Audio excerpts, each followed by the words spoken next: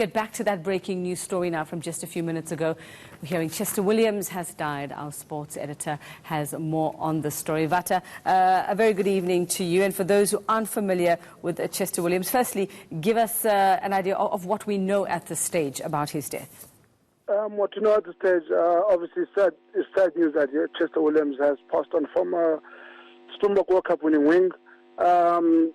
At the moment, not confirmed yet, but what we're hearing is that it could have been a possible heart attack. So we're waiting for confirmation on that.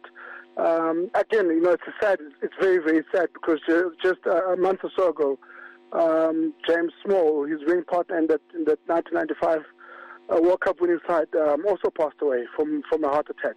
So, it's really, really a sad day for South African rugby, but more than anything for South African sport and for South Africa itself, because this was the only black player that was in that squad in 1995 that won the Rugby World Cup. And we remember that he almost didn't even make the World Cup because of injury, and then he came back in the quarterfinals, scored those 4 tries, that were a record for a very, very long time. And he was, the heart and soul, one of the heart and souls of that team. That won that 1995 World Cup. Vata, do we know what Chester Williams was doing recently? How old was he? What do we know about what he was doing at this stage in his life? Chester, the good thing is that we had covered Chester quite intensively as ENCA. As early as last week, we had a feature on Chester Williams and what he was doing. He was coaching at UWC, University of the Western Cape. He had coached the Varsity Cup side. He gained promotion from the Varsity Shield last year into the Varsity Cup, which is the foremost university competition, rugby competition in the country.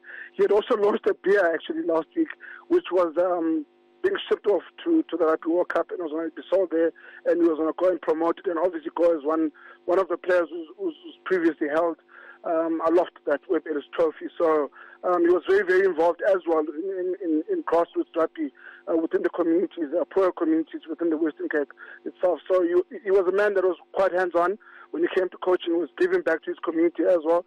And a lot of the up-and-coming stars, the likes of Herschel Yankees now, who's now playing for the Springboks and will be at the World Cup as well. They came out of the hands of Chester Williams. He coached players like those. But even before that, he was involved in coaching.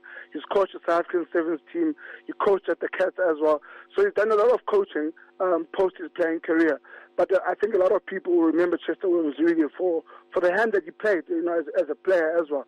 And unfortunately, his career eventually got ended by injuries. But then he still remained in the game, and he was one of those figures that people just will not be able to forget because of his deeds on the field and off the field as well. But what do we know about his personal life? Who does he leave behind? As far as I know, he does leave a wife behind, and I'm not sure how many kids Chester had.